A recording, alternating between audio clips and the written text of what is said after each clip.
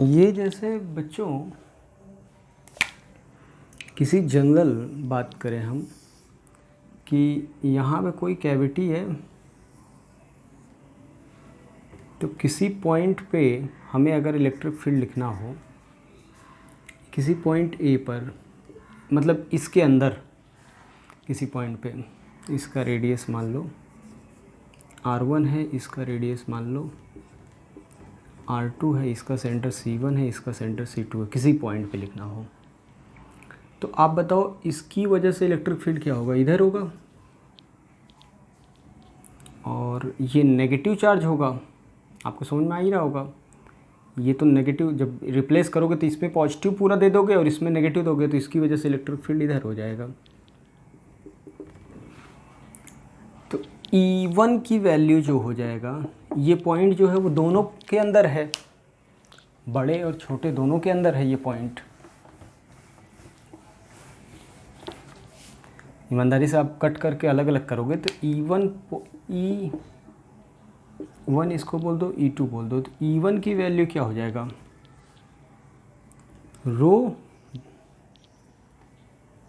ये पोजीशन, ये R1 vector बोल दो, ये डिस्टेंस इस C1 के रेस्पेक्ट में, इस डिस्टेंस को R2 लिख दो, तो रो R1 vector by 3ε0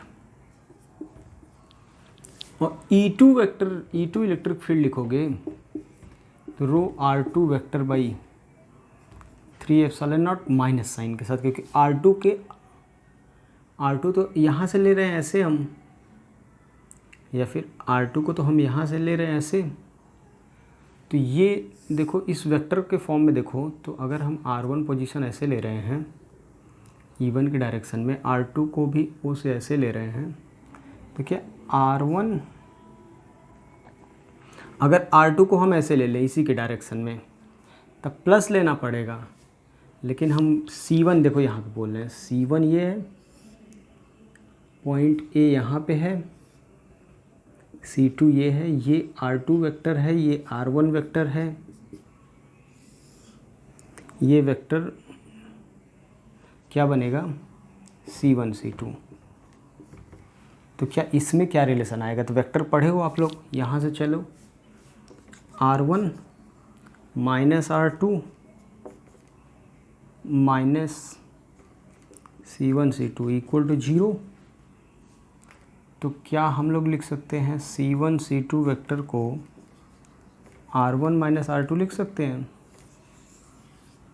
vector form में? तो अब वेक्टर की तरह इन दोनों को जोड़ दिया जाए तो ई नेट जो आएगा, वेक्टर फॉर्म में दोनों को जोड़ा जाता है नेट इलेक्ट्रिक फील्ड के लिए। दोनों अगर आप जोड़ दोगे तो रो बाई 3ε0 R1 माइनस R2, जिसको हम लोग क्या लिख सकते हैं? ई नेट जो हो जाएगा रो बाई 3ε0 C1 C2 वेक्टर। क्या C1 C2 कांस्टेंट है? दोनों के बीच का सेंटर R1 R2 बदल सकता है, लेकिन C1 C2 कांस्टेंट है ना। यानी ई नेट क्या आया? ई नेट आपका कांस्टेंट आ गया। ये IIT में 3 बार क्वेश्चन आया है इस पे। IIT में 3 बार इस टॉपिक पे क्वेश्चन आ चुका है, कैविटी वाले। सॉलिड नॉन कंडक्टिंग स्फीयर में कैविटी होगा तो उस सॉलिड नॉन कंडक्टिंग स्फीयर में अगर कैविटी है तो उसके अंदर इलेक्ट्रिक फील्ड क्या होगा? कांस्टेंट होगा, याद रखना। और वो भी किधर डायरेक्शन में होगा? C1 से लेकर C2 की डायरेक्शन में। C1 से C2 के, ये पॉजिटिव चार्ज है तो C1 से C2 की तरफ इलेक्ट्रिक फील्ड होगा, पूरा ऐसे रहेगा, यूनिफॉर्म इलेक्ट्रिक फील्ड रहता है। ये बात याद रखना है आप सभी को। ये रिज़ल्ट भी याद ही रखना है एकदम, कि कैविटी है अगर सॉलिड नॉन कंडक्टिंग स्फीयर में अगर कैविटी है तो वो कैसे रहेगा। ये मुझे लग रहा है कि ये सब आप लोग याद रखोगे, ज़्यादा अच्छा है।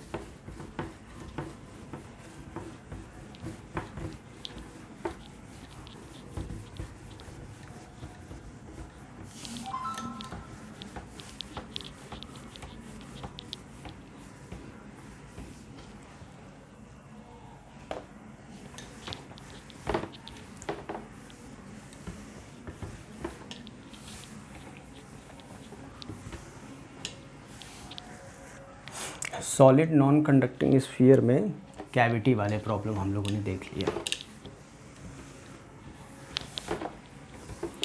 तो कैविटी वाले प्रॉब्लम में आपको बता दिया कि भाई अगर ये पॉजिटिवली चार्ज्ड है और ये कैविटी है तो ये सेंटर C1 है, ये C2 है, तो यहाँ से यहाँ तक का इलेक्ट्रिक फील्ड ऐसे होगा पॉजिटिव होने की वजह से, तो अंदर पूरा यूनिफॉर्म इलेक्ट्रिक फील्ड होगा। और ये इलेक्ट्रिक फील्ड की वैल्यू कितना होगा, रो इन दोनों के बीच का distance C1 C2 by 3ε0।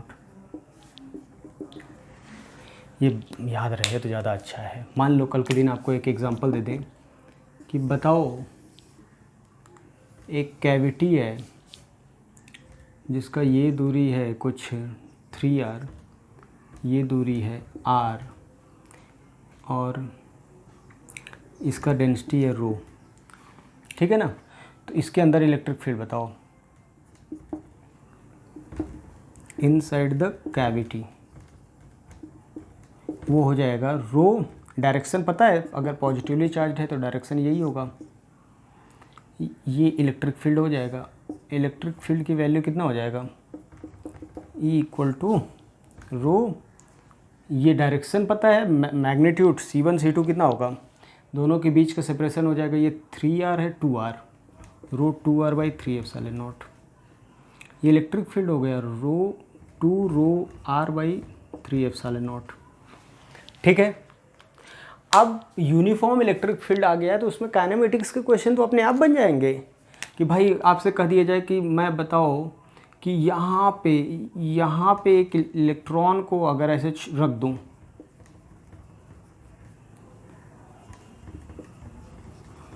Electron छोड़ दिया जाए, तो बताओ उस पर फोर्स इधर लगेगा QE, E इंटू ई इधर लगेगा, तो वो तो इधर आएगा, कितने टाइम में आएगा, ये सब फर्जी क्वेश्चन बन सकते हैं बहुत सारे। यूनिफॉर्म इलेक्ट्रिक फील्ड आते ही क्या यूनिफॉर्म इलेक्ट्रिक फील्ड का एप्लीकेशन जैसे SHM कर रहा था, यूनिफॉर्म इलेक्ट्रिक फील्ड के ये सब एप्लीकेशन थे ना कि ऐसे इलेक्ट्रिक फील्ड है, यहाँ पे चार्ज रख दिया, तो यहाँ के अंदर तो यूनिफॉर्म इलेक्ट्रिक फील्ड है ना, तो यूनिफॉर्म इलेक्ट्रिक फील्ड से जितने क्वेश्चन बनते थे सब बनेंगे। वो मैं करा नहीं रहा हूँ, ठीक है, आप समझ गए। मेडिकल में तो नहीं आएगा, मेडिकल में रिज़ल्ट इम्पॉर्टेंट है कि अंदर कैविटी के अंदर इलेक्ट्रिक फील्ड इतना होता है और वो यूनिफॉर्म होता है, ये रिज़ल्ट इम्पॉर्टेंट है। उसके बाद इसका एप्लीकेशन वगैरह बहुत कम चांस से पूछने का, ठीक है। तो कैविटी वाला प्रॉब्लम ख़त्म, अपना group 1 group 2 sphere, variable density, सब कुछ ख़त्म, ठीक है ना।